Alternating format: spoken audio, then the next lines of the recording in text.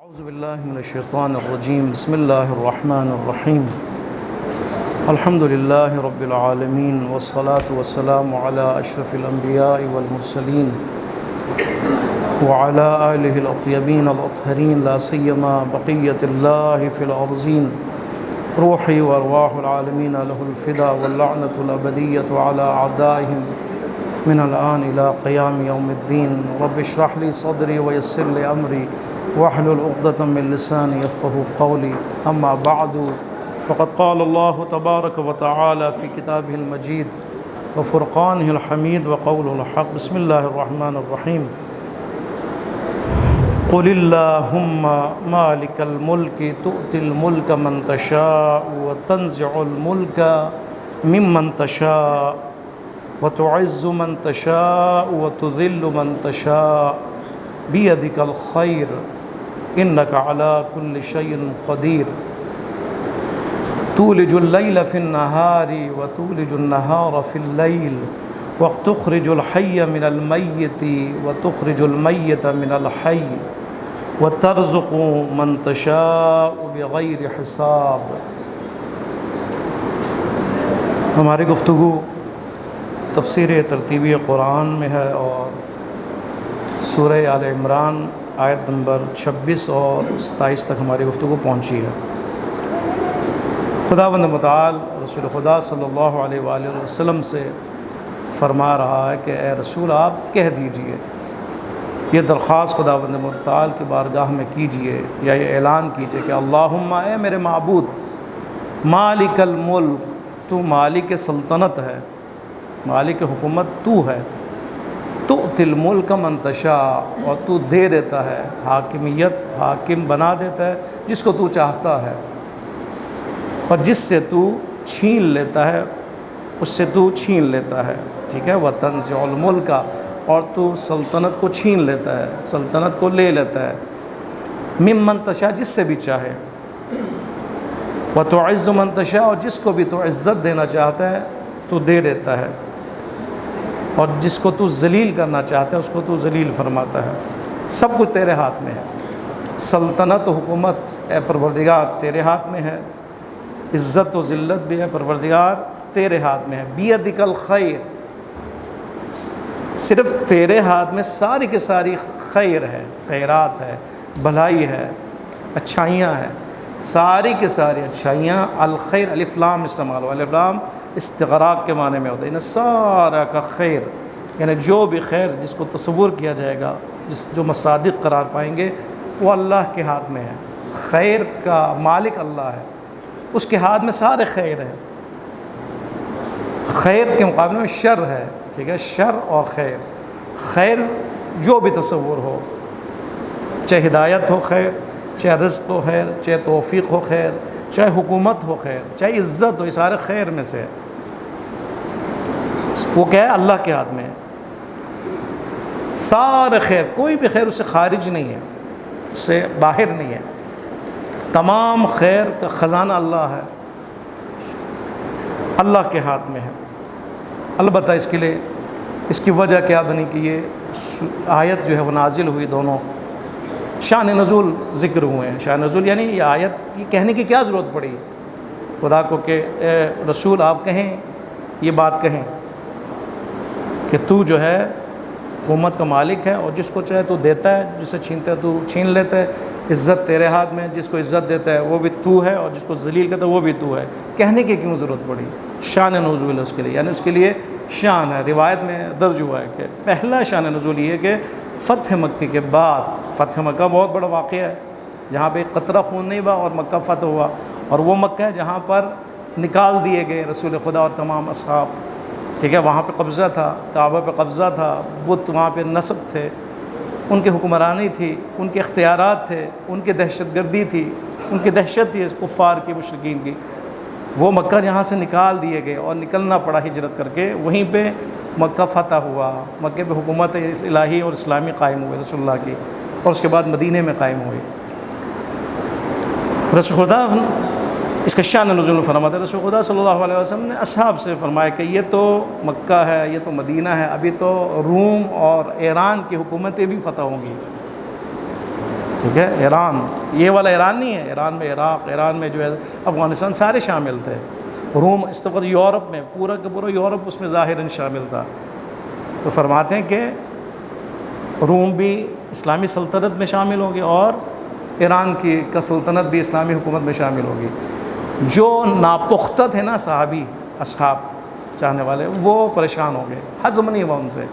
ان کا یا رسول اللہ ابھی مکہ فتح ہوا، مدینہ میں حکومت ہوئی، پھر اس کے بعد مکہ فتح ہوا، آپ کے نعوذ باللہ حرص میں اضافہ ہو گیا ہے، طمع میں اضافہ ہوا ہے، یعنی آپ قانی نہیں ان دو حکومتوں پر، آپ چلیں ماشاءاللہ روم اور ایران کی حکومت کو فتح کرنے کے لیے مذاق کیا، اس لہجے میں، مذاقانہ لہجے میں۔ اس وقت یہ آیت نازل ہوئی کہ اے رسول آپ ان سے کہہ دیں، یعنی خدا کے بارگاہ میں یہ دعا کریں کہ تو ساری سلطنت کا مالک تو ہے، جس طرح مکے کی حکومت دی ہے رسول اللہ کو مدینے میں، تو وہ خدا آیا قدرت نہیں ہے اس خدا کے ہاتھ میں کہ وہ روم اور ایران کی حکومت بھی اسلامی بنا دے؟ آیا نہیں ہے، یہ بیان ہوئی۔ ایک اور شان نزول ہے، وہ مدینے میں جب جنگ خندق کا واقعہ پیش ہوا، یعنی جنگ احزاب میں حضرت سلمان علیہ السلام کے مشورے پر یہ ترتیب دیا گیا، ایک پروگرام بنایا گیا کہ دشمن کو روکنے کے لیے خندق بنائے جائیں گے مدینے کے اطراف میں تاکہ وہ شامل نہ ہوں۔ اصحاب بڑے ذوق اور شوق اور بڑے پختہ ایمان کے ساتھ انہوں نے دن رات کام کرنا شروع کیا خندق کھودنے پر۔ خندق کھودتے کھودتے ایک چٹان یا ایک بڑا پتھر سامنے آ گیا۔ اب ظاہر ہے آپ ایک مٹی کو کھودتے ہیں وہ آسان ہے، پتھر آ جائے وہ بڑا مشکل ہے، اور وہ بھی بڑا چٹان مانند اگر پتھر ہو۔ حضرت سلمان کو تھوڑا لے کر اور وہ لے کر فوراً رسول اللہ کی خدمت میں پہنچے، یا رسول اللہ خبر دی کہ کھدائی ہو رہی ہے اور ایک مسئلہ پیش آیا۔ وہ مسئلہ کیا ہے؟ ایک چٹان، ایک بڑا پتھر جو ہے وہ زمین کے نیچے ہے، کیا کیا جائے؟ رسول اللہ فوراً آئے، حضرت سلمان سے لیا، تھوڑا لیا اور خود مارنے لگے۔ 3 دفعہ آپ نے اس پتھر پہ ضرب مارا ہے۔ پہلی ضرب پہ چنگاری جو ہے نا پیدا ہوئی، دوسری دفعہ مارا پھر چنگاری پیدا ہوئی، ٹھیک ہے، چنگاری بنی، تیسری دفعہ بھی یہی۔ اور جب بھی آپ مارتے اور چنگاری وہاں سے اٹھتی پیدا ہوتی تو آپ اللہ اکبر کے صدا بلند کرتے تھے، آپ اللہ اکبر کہتے تھے، سارے بآواز بلند اللہ اکبر کہتے تھے 3 دفعہ۔ تو یہ واقعہ ہوا، حضرت سلمان آئے رسول اللہ کی خدمت میں، پوچھا بہت ہی عجیب واقعہ آج تھا، آپ نے مارا، پھر آپ نے اللہ اکبر کی، سب نے اللہ اکبر کی، دوسری دفعہ دوبارہ آپ نے مارا، تیسری دفعہ مارا، پتھر ٹوٹ گیا، پھر صدائے تکبیر بلند ہوئی، کیا ماجرا ہے؟ رسول خدا نے فرمایا ماجرا یہ ہے کہ پہلی دفعہ جب میں نے مارا اور چنگاری وہاں سے اٹھی اور دکھی تو اس وقت کیا ہوا؟ میں نے، دیکھیں غور کیجئے گا، فرماتے ہیں پہلی دفعہ جب میں نے مارا تو چنگاری ہوئی اور جبریل آئے، اور میں نے وہاں پر مدائن اور حیرہ عراق میں ہے، ایک دریا دجلہ کے کنارے، ایک بغداد کے قریب ہے، اور ایک دریا فرات کے کنارے ہے۔ فرماتے ہیں وہاں کے قصر اور محلوں کو اسلامی سلطنت میں شامل ہوتے ہوئے دیکھا ہے پہلی دفعہ جب مارا ہے۔ مدائن اور حیرہ کے محلوں کو دیکھا، جبرائیل نے بشارت دی کہ وہ پرچم اسلام کے تلے آئیں گے۔ دوسری دفعہ جب میں نے حضرت سلمان کو فرما رہا، دوسری دفعہ جو میں نے مارا، روم کے قصر اور محلے میں نے دیکھے کہ جو اسلامی حکومت میں آ رہے ہیں، اس لیے میں نے تکبیر کی صدا بلند کی۔ اور تیسری دفعہ مارا تو یمن اور اس سائڈ کے حکومتیں جو وہ اسلامی سلطنت میں آ رہی تھی۔ جب یہ کہا تو پھر یہود جو ہمارے منافقین جو تھے، کمزور دل تھے، وہ پریشان ہو گئی، کیسے ممکن ہے؟ یہ تو ناممکن ہے، امپاسبل ہے، یہ کیسے؟ اب دیکھیں نا، ابھی ہم کہہ رہے ہیں نا کہ امام زمان علیہ السلام کی حکومت پورے زمین پر ہے، ہم پریشان ہو جاتے ہیں نا، کیسے؟ ابھی ایران میں ہے، اور ایران بھی جو ہے نا اس وقت مشکل میں ہے، پورے دنیا اس کے پیچھے ہے، پورے دنیا پر امام مہدی علیہ السلام کی حکومت ہوگی، یعنی کیا؟ ایشیا پہ ہوگی، افریقہ پہ ہوگی، امریکہ پر ہوگی، سارے چاروں پر اعظم پہ ہوگی، یورپ میں ہوگی، امریکہ، ہندوستان، کیسے ممکن ہے؟ کیسے ممکن ہے؟ اس کے لیے یہ آیت جواب ہے۔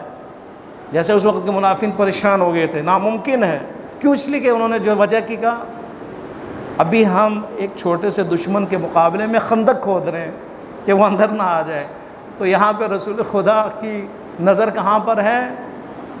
روم ہو، یمن ہو، ایران ہو، اور خوشخبری بھی سنا رہے ہیں، اور جبریل آ کے خوشخبری سنا رہے ہیں. یہ کیسے ممکن ہے؟ یہ آیت نازل ہوئی. دیکھیں دو شأن نزول روایات میں کہ دونوں میں ناممکن سمجھا گیا. مسلمانوں کی طرف سے، مسلمان جو منافقین تھے، جو کمزور دل افراد تھے، انہوں نے اشکال کیا، انہوں نے ناممکن قرار دیا. پروردگار نے فرمایا اے رسول آپ کہہ دیجئے کہ اے اللہ تو سلطنت کا مالک ہے. مالک دے سکتے ہیں نا، جس کے ہاتھ میں دست قدرت میں بیدک الخیر، اس کے دست قدرت میں خیر ہو. خیر میں سے کیا ہے؟ الہی حکومت، الہی سلطنت، الہی حاکمیت. سب سے بڑا خیر ہے یہ کہ کسی منطقے پر، کسی جگہ پر الہی حکومت قائم ہو، ایک مرجع کی حکومت ہو. آپ ایران کی مثال لیں، اس کے کتنے آثار ہیں، کس سے مثبت آثار ہے یا نہیں ہے؟ آپ کی زیارتیں آزاد ہے، آپ کے حرم آباد ہے، آپ کا جانا آنا آزاد ہے، ترقی ہو رہی ہے، دشمن سے ٹکراؤ میں ہے.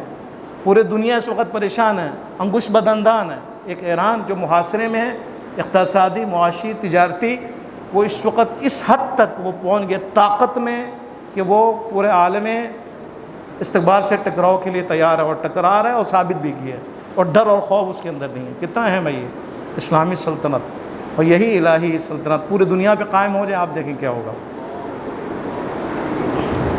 مشیت کی بات ہو رہی ہے. دیکھیں من تشاء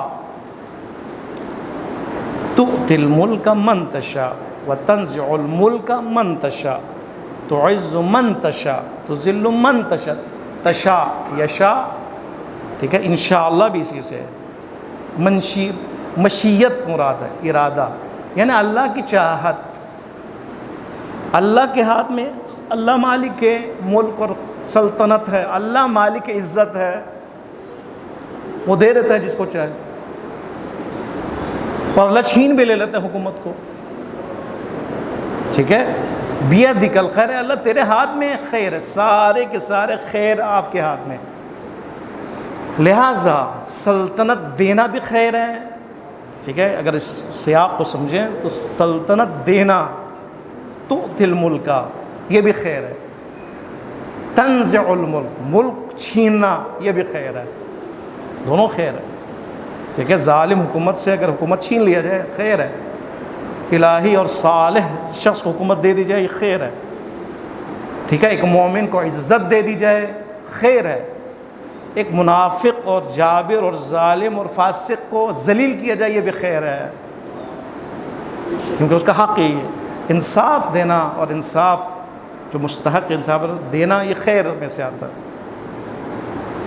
ہم شر برپا کرتے ہیں نا، ہمارے یہ شر اور شر کا ظاہر ہونا ہماری وجہ سے، انسانوں کی وجہ سے. اللہ کے ہاتھ میں خیر ہی خیر ہے. البتہ جب حکومت قائم ہو جائے، ٹھیک ہے، الہی حکومت یعنی وہ حکومت ہے جو خیر ہے کہ جو اللہ کی طرف سے ہو، اللہ کی اجازت سے ہو، اللہ کے قانون کے تحت ہو، اللہ کے نظام کے تحت ہو. لہٰذا جمہوریت خارج ہے، آمریت خارج ہے، بادشاہت خارج ہے، سارے غیر الہی حکومتیں ہیں. وہ حکومتیں جو الہی ہیں وہ کون سی ہیں؟ جو اللہ کی شریعت، اللہ کے قانون، اللہ کے سیاسی نظام کے تحت ہوں. وہ کیا ہے؟ اللہ کا پیغمبر حکومت کرے، نبی پہ حکومت کرے، یا ان کی طرف سے کوئی حکومت کرے، یا امام حکومت کرے، یا امام کی طرف سے کوئی حکومت کرے، یا غیبت امام میں نائب عامہ حکومت کرے. ٹھیک ہے، مشخص نہیں ہے فلان زید نے، عمر نے، فلان نے، علی نے کرنا ہے. قانون دیا گیا ہے، ٹھیک ہے، اس کے ساتھ شرائط دیے گئے، اس کے تحت جو بھی آئے اور حکومت کرے. جس طرح آیت اللہ سید علی خامنہ حکومت ہے، الہی حکومت ہے، صرف واحد حکومت ہے پورے ذروع زمین پر. اس کے آثار آپ نے دیکھے ہیں. اس کو کہتے ہیں سلطنت الہی حکومت، جو خداوند متعال کی طرف سے ہوتا ہے. ٹھیک ہے، بس یہاں جو خداوند متعال فرما رہے ہیں کہ تؤتی الملک من تشاء، وہ خدا جو دینا چاہے، یعنی دیتا ہے جس کو چاہے سلطنت. الہی حکومت مراد ہے، اسلامی حکومت مراد ہے. اور جو چھین رہا ہے وہ چھین سکتا ہے. وہ کون سی حکومت ہے؟ غیر الہی حکومت ہے، جو چھین سکتا ہے اور چھین لیتا ہے. اور غیر الہی حکومت میں کیوں غیر الہی حکومت ہے؟ کیوں جب یہ حکومت کرنے لگتے ہیں تو ان پہ خمار چڑھ جاتا ہے حکومت کا. مالک ملک یہ خود سمجھنے لگتے ہیں اپنے آپ کو. خدا نے کیا فرمایا رسول اللہ سے؟ مالک الملک، تو مالک ملک ہے، سلطنت کا مالک تو ہے. لیکن طاغوتی و غیر الہی حکومت، ان کی جو منفی خصوصیت ہے وہ کیا ہے؟ وہ خود شر بن جاتے ہیں، خیر نہیں ہے، یا شر کروانے لگتے ہیں. ٹھیک ہے، شر انجام پاتا ہے ان کے ہاتھ سے، یا خود شر. اب ظاہر ہے جو شر ہوگا غیر الہی غیر قانونی حکومت ہوگا، آخر میں کیا ہوگا؟ وہ اپنے آپ کو مالک سلطنت سمجھے گا. وہ ہوتا ہے پاکستان میں، یہ ابھی ہے یا نہیں ہے؟ جہاں پہ بھی ہو، صدام کی حکومت دیکھیں، اس سے پہلے حکومت دیں، فرعون کی حکومتیں دیں، غیر الہی حکومت. غیر الہی حکومت میں کیونکہ غیر الہی ہے، اپنی حکومت کو بچانے کے لیے کیا کرتے ہیں؟ دشمنیوں پہ اتر آتے ہیں، عوام کو کچلنے پہ اتر آتے ہیں، عوام پہ ظلم کرنے لگتے ہیں، غیر قانونی، قانون کے نام پر قانون نافذ کرنے لگتے ہیں، یا قانون میں ترمیم کرتے ہیں، اور ترمیم کر کر ظلم و ستم کے بازار گرم کرتے ہیں. اس لیے حکومت غیر الہی ہے، شر ہے یہ حکومت. خدا بند متعال ایسی حکومت کو پسند نہیں فرماتا، چاہے وہ الہی حکومت ہو چاہے وہ غیر الہی حکومت ہو. یاد رکھیے گا دونوں میں عوام کا کردار ہے. ٹھیک ہے، قبولیت میں عوام کا کردار ہے. ٹھیک ہے، مشیت الہی میں جو خدا نے جو مشیت جو نظام بنایا وہ نظام اسباب و مسبب ہے. اب ایسا نہیں کہ جبرائیل کو لے کے آئے اور حکومت پہ قائم کرے کہ سارے مانے زبردستی، یہ نہیں ہو سکتا. رسول خدا صلی اللہ علیہ وسلم کو حکومت ملی، مدینہ میں ملی، مکے میں ناکام ہوئے، بعد میں پھر حکومت ملی. ٹھیک ہے، ائمہ علیہ الصلوۃ والسلام میں کس کو حکومت ملی ہے؟ امام حسن کو تھوڑی دیر، امام علی علیہ الصلوۃ والسلام کو تھوڑی دیر، اس کے علاوہ حکومت نہیں ہے کہیں پہ، آپ کو نظر نہیں آئے گا. کیوں؟ اس لیے کہ عوام کا کردار بہت اہم ہے، مومنین کا کردار بہت اہم ہے. ٹھیک ہے، فاطمیون اور علویون اور حسنیون اور باقریون اور ان کا کردار، صادقیون، ان کا کردار ہے نا. نظام اسباب و مسبب میں اختیار لوگوں کو حاصل ہے کہ وہ چاہیں تو غیر الہی حکومت کو بھی ان کو پروموٹ کر سکتے ہیں، کریں گے تو وہ مسلط ہوں گے، اس میں حتمی ہے. اگر وہ چاہیں تو الہی حکومت بھی قائم کرنے میں مدد دے سکتے ہیں، ان کی حمایت کر سکتے ہیں، تو وہ ان کی حکومت آئے گی. لہٰذا مشیت الہی کو اگر دیکھا جائے، خدا کے نظام کے تحت دیکھا جائے، ٹھیک ہے، چاہے وہ الہی حکومت ہو چاہے وہ غیر الہی حکومت ہو، ٹھیک ہے، اس میں ظاہر خدا کی مشیت شامل ہے، اس معنی میں کہ کیونکہ اس کا اختیار انسانوں کو دیا گیا کہ انسان آئیں گے، میدان میں اتریں گے اور وہ الہی حکومت کو کی حمایت کریں گے اور الہی حکومت کو جو ہے نا نافذ کرنے دیں گے. لہٰذا عوام کا عمل دخل ہے اس میں، بہت اہم ہے، بہت اہم ہے. تشیع اسی کا نام ہے، تشیع یعنی اس کا نام ہے کہ جو تشیع کا جو کردار ہے وہ کیا ہونا چاہیے؟ وہ الہی حکومت کے قیام میں مددگار ثابت ہوں، الہی حکومت کے نفاذ میں مددگار ثابت. اس کو تشیع کہا جاتا ہے، یعنی معصوم یا شبہ معصوم یا کل معصوم کی حکومت کو نافذ کرنے میں اور اس کو قائم کرنے میں اپنا کردار ادا کرے، اور غیر الہی و شیطانی حکومت کو کے خاتمے میں اپنا کردار ادا کرے. یہ اس کو کہتے ہیں تشیع. لہٰذا امام مہدی علیہ السلام کی حکومت اللہ کی طرف سے حکومت ہے. کب یہ حکومت قائم ہوگی؟ جب امام ظہور فرمائیں گے. امام کب ظہور فرمائیں گے؟ جب ہم اس قابل ہوں گے، ہمارا شعور اتنا بلند ہوگا کہ ہم امام کے آنے پر پیسے دے کے بغیر، لالچ کیے بغیر، خوف کھائے بغیر، اپنی جان کی فدا کے لیے تیار ہو کر بچوں کے جان و مال کو فدا کرنے کے جذبے کے ساتھ ہم میدان میں اتریں گے. اس وقت امام ظہور فرمائیں گے، اس لیے تاکہ حکومت قائم ہو، حکومت قائم ہو. صلوات پڑھیں محمد وعلی محمد. اللہ لہٰذا ایک سوال پیدا ہوتا ہے. اب خدا نے تو فرمایا کہ جس کو چاہے تو مالک ملک ہے، تو چاہے ملک عطا فرماتا ہے اور ملک چھین بھی لیتا ہے، عزت عطا کرتا ہے، ذلیل بھی کر دیتا ہے. اب جو حکومتیں ہیں، جو بھی حکومت ہے اللہ کی طرف سے. ہم اپنے پاکستان میں بھی یہ دیکھتے ہیں، جو بھی حاکم ہو تو کہتا ہے اللہ نے ہمیں دیا ہے یا نہیں ہے؟ میڈیا میں آپ یہ بار بار سنتے ہیں، اللہ کی دین ہے، اللہ کی عطا ہے، اللہ نے ہمیں عزت دی ہے، حکومت دی ہے. آیا ایسا ہے؟ اگر ایسا ہے تو فرعون کی حکومت کا کیا ہوگا؟ یزید کی حکومت کا کیا ہوگا؟ نمرود کی حکومت کا کیا ہوگا؟ اللہ نے دی ہے، نعوذ باللہ. اگر اللہ نے دی ہے تو پھر قیام کیوں واجب ہے؟ کے مقابلے میں آنا کیوں واجب ہے؟ ان کو نابود کرنا کیوں واجب ہے؟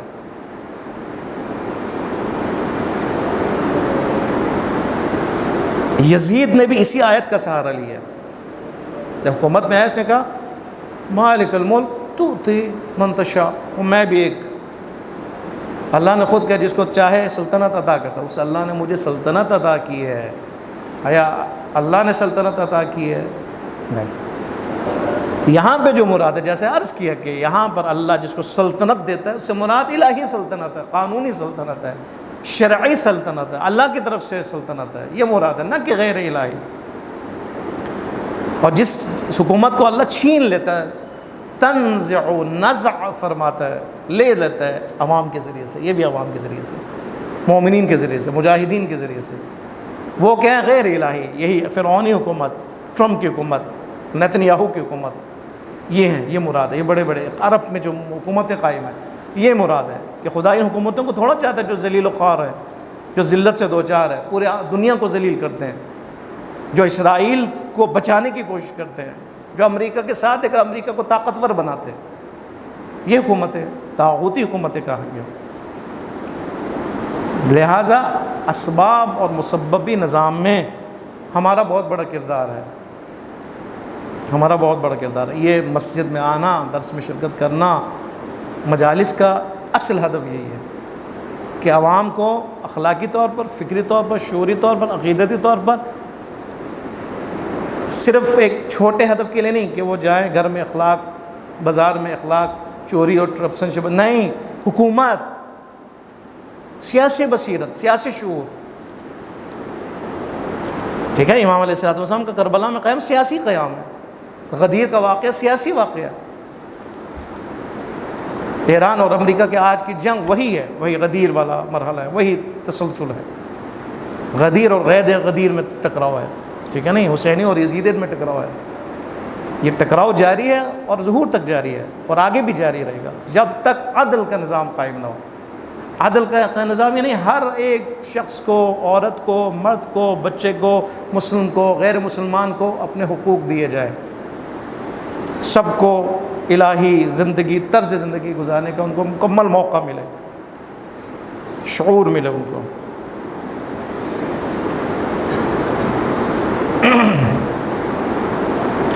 بیدک الخیر، اے اللہ سارے خیر تیرے ہاتھ میں ہے.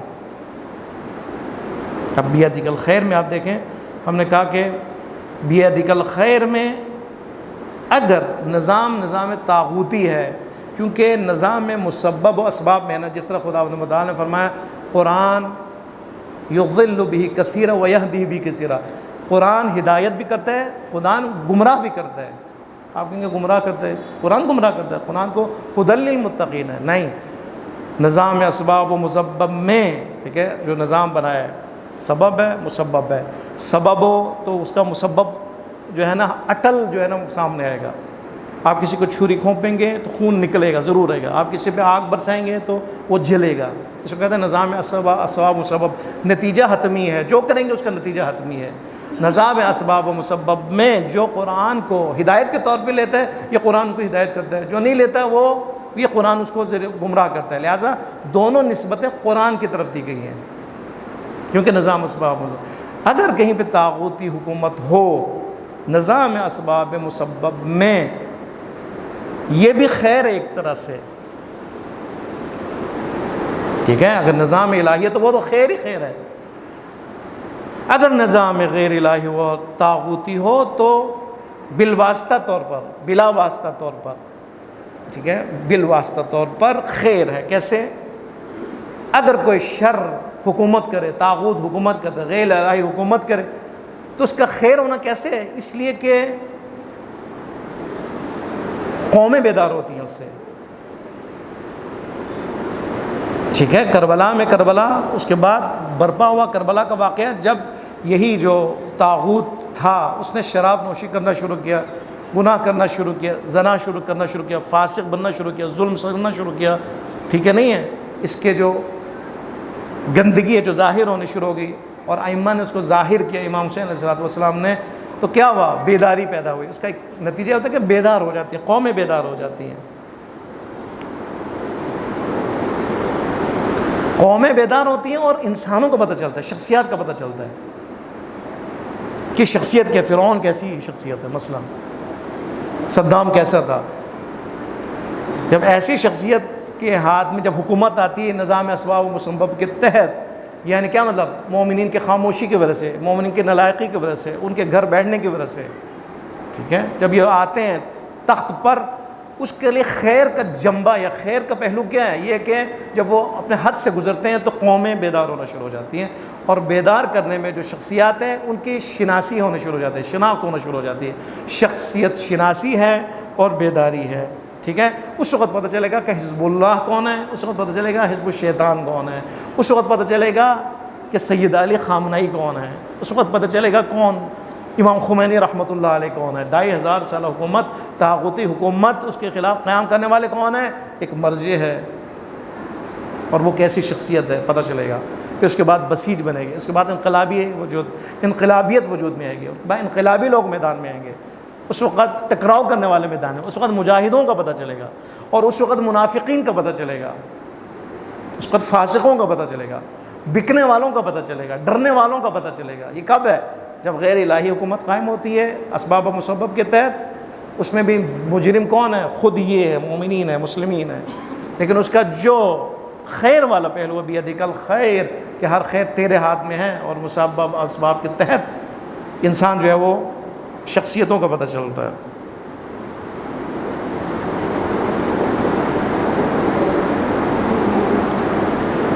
اب یہ بات لمبی نہ ہو جائے، انک علی کل شیء، اس کے بعد خداوند متعال فرما رہا ہے یقیناً تو، یعنی یہ دعا کا حصہ ہے کہ یا رسول آپ کہہ دیں کہ تؤتی الملک من تشاء تنزع الملک من تشاء تعز من تشاء تذل من تشاء بیدک الخیر، اے اللہ سارے کے خیر تیرے ہاتھ میں ہے، انک علی کل شیء قدیر، کیوں؟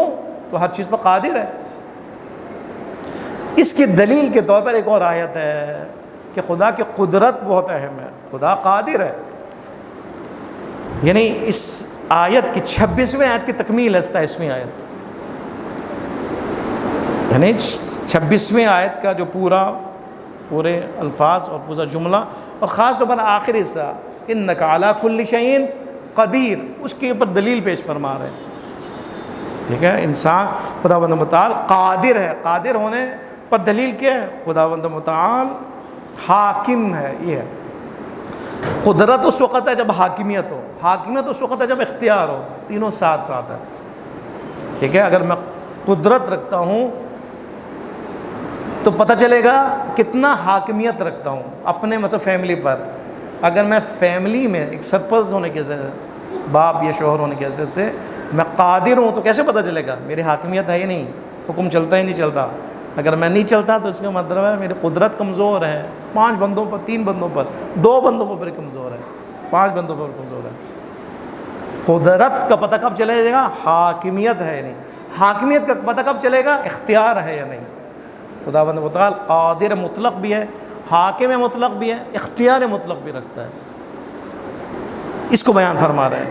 کیا دلیل ہے؟ دلیل یہ ہے تولج اللیل فی النہار، اے خدایا تو رات کو داخل فرماتا ہے دن میں، وتولج النہار فی اللیل، اور تو دن کو داخل فرماتا ہے دن میں، یعنی دن اور رات کا آنا جانا اس کا اختیار تیرے پاس ہے۔ اتنا قادر ہے کہ تو ہر روز دن کو اور رات کو تبدیل فرماتا رہتا ہے، مصلحت کے لیے، انسان کے لیے، انسانوں کی زندگی کے لیے، تاکہ سایہ کا بندوبست ہو، روشنی کا بندوبست ہو، رات کو تاریکی ہو، آرام کرنے کے لیے موقع فراہم ہو۔ اگرچہ آج کل راتیں بھی دن میں تبدیل ہو چکی ہیں، انسان کب سوتے ہیں؟ دن میں سوتے ہیں، صبح سوتے ہیں۔ یہ قانون فطرت کے خلاف ہے اور انسان کی صحت کے لیے مضر ہے۔ تولج اللیل فی النہار، تو یعنی رات کو، اے خدایا تو دن میں داخل کرتا ہے، رات دن میں داخل یعنی راتیں چھوٹی ہو جاتی ہیں، اور دن کو رات میں داخل کرنا یعنی راتیں بڑی ہو جاتی ہیں، اور موسمی اثرات اسی سے وجود میں آتے ہیں، اور انسان کے سکون کا باعث انہی تبدیلیوں کی وجہ سے ہے۔ اور جڑی بوٹیاں اور اس دنیا میں نباتاتی دنیا میں چہل پہل بھی اسی تبدیلیوں کی وجہ سے ہے، اور انسان کے جسمانی رشد اور معاشی چہل پہل بھی اسی تبدیلیوں کی وجہ سے ہے۔ قادر خدا، ٹھیک ہے، حاکم خدا نے یہ سارا کیا ہوا ہے، بااختیار خدا نے یہ سارا کیا ہوا ہے۔ وَتُخْرِجُ الْحَيَّ مِنَ الْمَيِّتِ، اے خدایا تو زندے کو یعنی زندہ کو خارج کرتا ہے مردے سے، وَتُخْرِجُ الْمَيِّتَ، اور تو مردے کو خارج کرتا ہے زندے سے، یہ تیری حاکمیت ہے، قدرت ہے۔ اب حی کو میت سے نکالنا، ٹھیک ہے، مردے سے زندے کو نکالنے سے کیا مراد ہے؟ ہاں، بیج مردہ ہے، اس سے ایک درخت وجود میں آتا ہے جو زندہ ہے۔ آپ کا آم کھانا، آپ کا سبزی کھانا، آپ کے دالیں کھانا، یہ سارا کس وجہ سے ہے؟ اسی وجہ سے۔ نطفہ مردہ یا نہیں ہے، بے جان ہے، اس سے انسان وجود میں آتا ہے۔ آپ کے جسم میں جو سیلز ہیں وہ کہاں سے آتے ہیں؟ یہ جو آپ کچھ کھاتے ہیں اس سے آتے ہیں، وہ کیا ہیں؟ مردہ ہیں، بے جان ہیں، دالیں، گوشت، سبزی، روٹی، گندم، اس کے کھانے سے جو مردہ ہیں اس سے وہ سیلز وجود میں آتے ہیں جو زندہ ہیں، جو انسان کی زندگی کے لیے مفید ہے، اہم ہے، بلکہ بنیاد ہے، ٹھیک ہے۔ انسان کے جسم میں سیلز آتے ہیں، دوسرے سیلز چلے جاتے ہیں، اسی لیے ہم سیلز بالکل کیا ہوتے ہیں، ہمارا جسم جو ہے وہ تر و تازہ رہتا ہے، اسی وجہ سے سیلز کی تبدیلی کی وجہ سے ہوتا ہے، اور پھر یہ سیلز کمزور ہوتے جاتے ہیں، ہم بوڑھے ہوتے جاتے ہیں۔ تو یہ بھی یعنی غذا کے ذریعے سے، خوراک کے ذریعے سے جو بے جان ہیں اس سے لے کر جو زندہ سیلز آ کے انسان کو متحرک کرتے ہیں، یہ اس کی مصداق میں سے ہے۔ تخرج الحی من المیت، اے خدایا تو زندے کو مردے سے نکالتا ہے، خارج کرتا ہے۔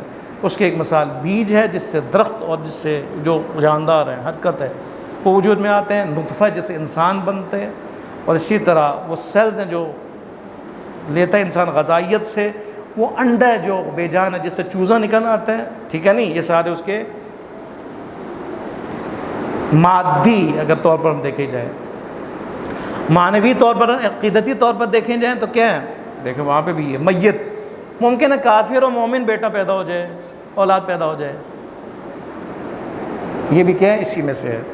علماء کرام فرماتے ہیں حی میت سے حی کا نکلنا، کافر اور فاسق سے مومن بچہ نکلا ہے، اور الٹا بھی ہوتا ہے، مومن ہے لیکن فاسق اولاد پیدا ہو جائے، منافق اور زانی پیدا ہو جائے، دونوں ممکن ہے۔ اسی لیے دونوں کا ذکر کیا، یعنی خدا کی سلطنت، خدا کی حکومت، خدا کے اختیار اتنا وسیع اور اتنا اہم ہے کہ وہ اختیار رکھتا ہے دن اور رات پر بھی، اور مردوں اور زندہ یعنی زندگی اور موت پہ بھی اختیار رکھتا ہے، چاہے وہ مادی ہو چاہے وہ معنوی ہو۔ تخرج الحی من المیت و تخرج المیت من الحی وترزق من یشاء بغیر حساب، اور وہ عطا کرتا ہے، رزق عطا کرتا ہے جس کو بھی چاہے۔ یعنی دیکھیں دن اور رات پر اللہ کی حاکمیت ہے، زندوں اور مردوں اور زندہ ہونے اور مردگی میں اللہ کی حاکمیت ہے، رزق دینے میں بھی اللہ کی ایک حاکمیت اور اختیار موجود ہے، جس کو چاہے رزق دے، جس کو چاہے دے، جس کو چاہے چھین لے، جس کا رزق وسیع کر لے، جس کو بیمار کر دے، جس کو صحت دے، سارا کچھ خدا کے ہاتھ میں ہے۔ ترزق من یشاء بغیر حساب، جو رزق عطا فرماتا ہے جس کو بھی چاہے، اب جس کو بھی چاہے اس کی لیاقت کے مطابق ہے، یہ نہیں ہے کہ بغیر میرٹ کے، یہاں پر قانون کے بغیر ہے۔ من یشاء جس کو بھی چاہے رزق دیتا ہے سے مراد یعنی اس میں جو قابلیت اور علم اور صلاحیت اور اس کو ہنر کے تحت، سوچ اور فکر کے تحت خدا عطا فرماتا ہے بغیر حساب، یعنی ایسے نہیں کہ بغیر حساب کے، نہیں، کوئی حساب و کتاب نہیں ہے، بغیر حساب یعنی بہت زیادہ عطا کرتا ہے، بغیر حساب یعنی بہت زیادہ عطا کرتا ہے، یعنی حساب خداوند متعال کا اتنا خزانہ اتنا عظیم ہے، بھرا ہوا ہے کہ اصلاً حساب ممکن نہیں ہے وہاں پر، ٹھیک ہے نا۔ حساب وہاں سے لیا جاتا ہے، یہ کیا جاتا ہے جہاں پر کم ہونے کا خدشہ ہو، ٹھیک ہے، میں بار بار گنتا ہوں میرے پیسے کتنے ہیں، کیوں؟ اس لیے کہ کم ہو سکتا ہے، کوئی لے سکتا ہے، کوئی چھین سکتا ہے، کوئی میرے سے پوچھ سکتا ہے، اس لیے میں گنتا ہوں۔ خدا کے ہاں بغیر حساب، بغیر حساب یعنی اصلاً کاؤنٹیبل نہیں، کاؤنٹنگ ہی ممکن نہیں ہے، کاؤنٹنگ ہی ممکن نہیں، اور ختم نہیں ہوتا، اور خدا سے کوئی حساب مانگتا نہیں ہے، لہٰذا خدا جو عطا کرتا ہے وہ بغیر حساب ہے، یعنی بے شمار ہے، ٹھیک ہے، اتنا ہے کہ حساب ممکن نہیں ہے۔ یہ آج کا ہمارا موضوع اور ہماری گفتگو جو آیت نمبر 26 اور 27 سورہ آل عمران کے متعلق، اور خلاصہ یہ ہے کہ خداوند متعال نے جو 2 شان نزول بیان کیے اس کے مطابق ان منافقین کو جواب دیا کہ جو سمجھتے ہیں کہ حکومت الہی جو اللہ کی حکومت ہے وہ صرف مدینے اور مکے تک محدود رہے گی، اور اس کے بعد جو ہے نا بلکہ یہ بھی ختم ہو جائے گا، ان کے تو یہ بھی تھا۔ خدا نے فرمایا نہیں، یہ حکومت اللہ کی طرف سے، اور اللہ کی سلطنت اللہ کے ہاتھ میں، اور وہ جس کو چاہے جہاں بھی چاہے دے سکتا ہے، پورے زمین میں بھی حکومت دے سکتا ہے، لیکن شرط کیا ہے؟ عوام کا شعور بیدار ہو، عوام الہی حکومت کا ساتھ دیں، عوام الہی حکومت کو پروموٹ کرے، عوام جو ہے یعنی عوام مسلمان مومنین مبلغ الہی حکومت بن جائے، نہ کہ مبلغ غیر الہی حکومت۔ اگر ایسا ہے تو خداوند متعال انشاءاللہ رزق کے دروازے کھول دیتا ہے اور انسان کو وہ عطا کرتا ہے جو اس کے وہم و خیال میں بھی نہیں ہے، اور پروردگار عالم رزق کے دروازے بھی انسان کے لیے کھول دیتا ہے۔ اور جب انسان یعنی الہی انسان کو اللہ حکومت میں لے کے آئے اور غیر الہی حکومت کو خدا نزع فرمائے، اس کو ختم کرے، تو زمانے میں اور سرزمین پر انصاف اور عادلانہ حکومت قائم ہوتا ہے، جو خود انسانوں کے مفاد میں ہے، اور انسان کی خواہش و تمنا بھی تو یہ نا کاش ایسی حکومت آئے کہ جہاں پہ ظلم نہ ہو، ستم نہ ہو۔ انشاءاللہ خداوند متعال کی بارگاہ میں دعا کرنے پروردگار عالم ہم سب کو الہی حکومت کے لیے قدم اٹھانے کی اور اس کے مبلغ بننے کی توفیق عطا فرما۔